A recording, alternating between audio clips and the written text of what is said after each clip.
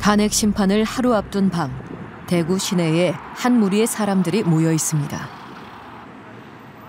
소위 투쟁 버스에 몸을 싣는 윤 전 대통령의 지지자들.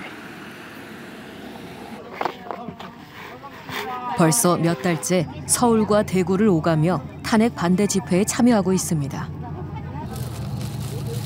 대통령을 지키겠다는 신념으로 마지막 여정에 올랐습니다.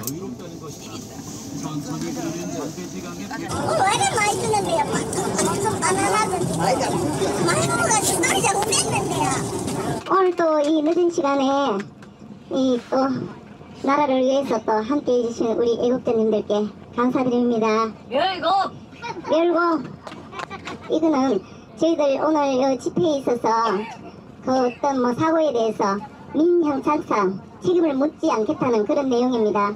자, 서명해 주시고 회비 준비해 주시면 되겠습니다. 시간과 돈을 들여 매주 탄핵 반대 집회에 참석했던 이들은 기각을 확신하는 모습입니다.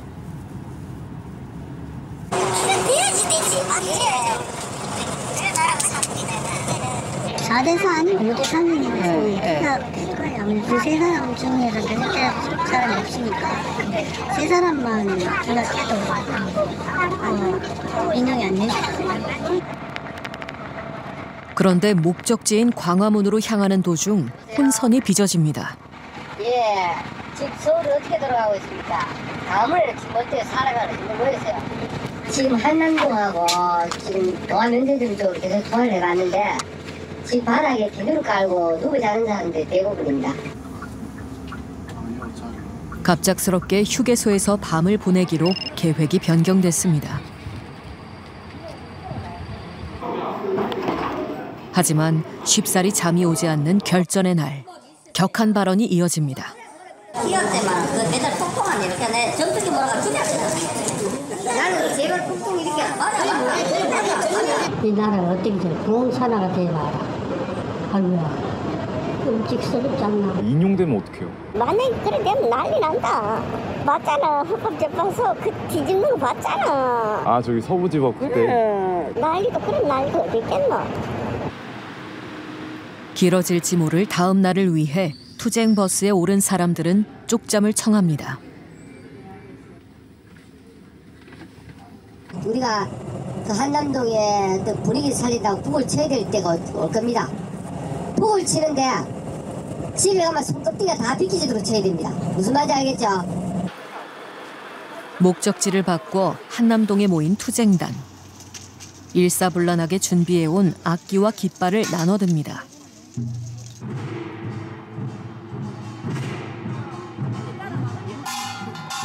일찌감치 승전고를 울리며 윤 전 대통령을 맞이할 준비를 마칩니다. 대통령 나오신다는 그 기쁨에 지금 마음이 설렙니다. 원하지 않는 결과가 나오시면 만약이라는 게 없죠. 네. 무조건 그렇게 나올 네네.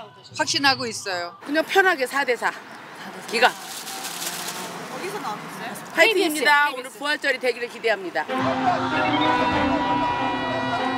탄핵 반대 목소리는 윤 전 대통령이 석방되면서 한층 더 커지기 시작했습니다. 대통령의 작은 행동과 말에도 격렬하게 반응하던 탄핵 반대 지지자들. 기성 언론에 대해서도 적대감을 드러냈습니다.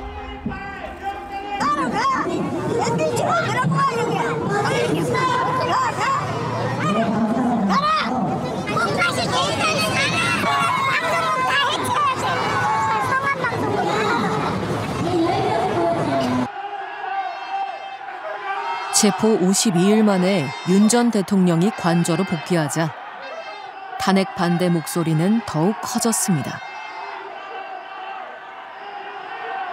대통령의 행동은 탄핵 반대 지지자들을 더 뭉치도록 만들었습니다. 어저께 구치소에서 어저께 나오신다고 해가지고 아침 11시부터 가가지고 밤새도록 밤새우고 근데 이제 어저께 우리가 한 5시간, 6시까지 있었거든요. 너무 기쁘고 진짜 우리 가슴이 무너지는 것 같았어. 밥 먹어도 소화가 안 됐어. 정말로.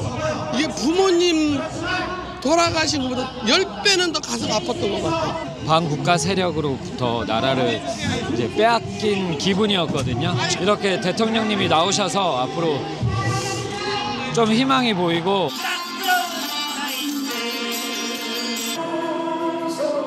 지지자들은 헌재의 판결을 확신하며 자축의 행사를 열었습니다. 이날 밤 윤 전 대통령은 이들에게 응원의 메시지를 전달했습니다. 그동안 추운 날씨에도 불구하고 응원을 보내주신 많은 국민들 그리고 우리 미래 세대 여러분께 깊이 감사드립니다. 윤 전 대통령 저녁 식사 소식이 들려왔습니다. 김치찌개로 맛있게 식사를 했다고 합니다. 국민의힘 의원도 단상에 올라 이들을 치켜 세웠습니다. 여러분들이 그 자유주의 체제, 법치주의를 지키는 최고의 전사이고 영웅이라는 것을 다시 한번 느꼈습니다, 여러분.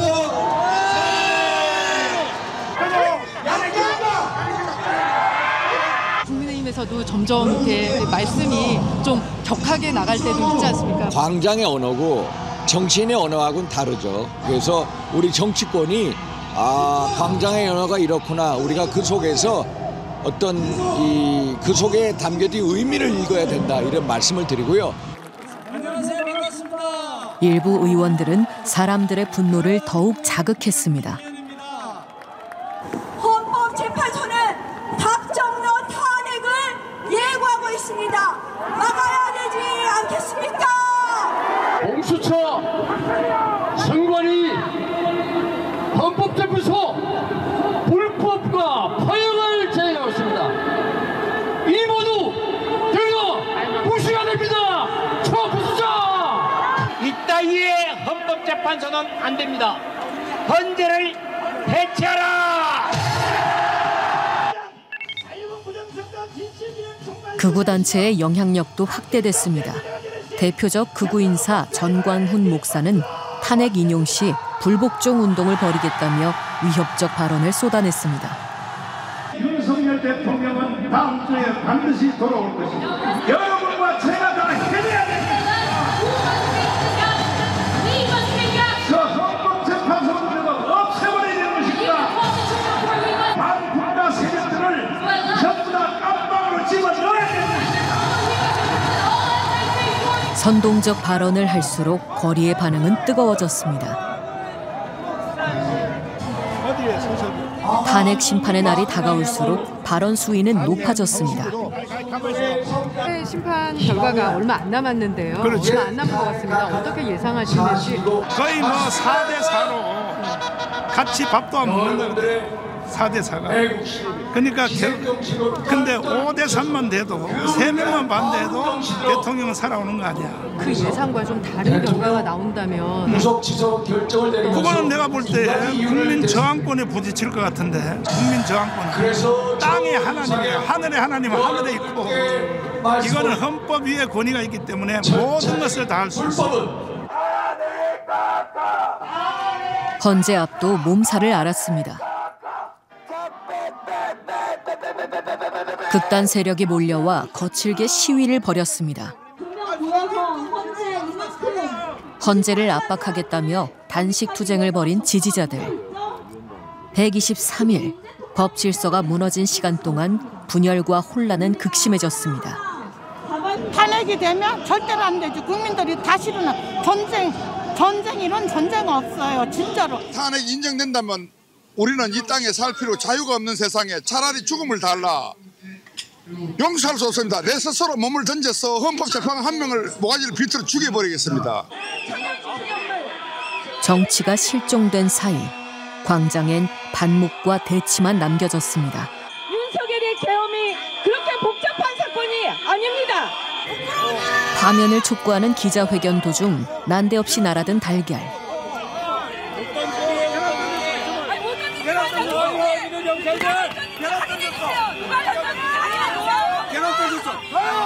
각종 허위 정보는 거리의 폭력을 자극했습니다. 광장의 여론에 영향도 주고 해가지고 그 폐쇄회로 안에서 그 이른바 에코 챔버 안에서 소리 지르면은 그 소리가 서로 막 반향을 하면서 또 다른 소리를 만들어내고 해가지고 그 희망을 막 증폭시킨 것 아닙니까? 그런 상태가 거의 한 달 계속됐잖아요. 이 세상과는 완전히 다른 어떤 터널 안에서 있었던 상황 아닙니까? 일부 시민들은 현직 대통령의 말에 대해서 상당히 신뢰하지 않겠습니까? 계엄을 계몽이라는 표현으로 변질시켜서 어떤 세뇌시켰다시피 한 거거든요. 이런 효과가 드러난 건 아닌가 생각합니다. 지난 1월엔 초유의 사태가 벌어졌습니다. 성난 지지자들이 윤 전 대통령 구속에 반발해 서부지법을 습격하고 7억여 원의 기물을 파손했습니다. 이후에도 헌법재판관 집 앞까지 찾아가 소란을 피웠습니다. 장례식하고 있습니다. 법과 제도에 대한 공공연한 불신. 음모론에 기대거나 또는 거짓 사실에 기대거나 또는 상대방 악마화에 기대거나 이렇게 된다면은 사회 갈등만 더 부추기는 겁니다. 정치적으로 이득이 된다고 해서 극단주의 세력을 자극해서 자신의 정치적 이익으로 쓰려고 하는 것은 나쁜 시도입니다. 청원 시청구의 대통령 윤석열을 파면한다.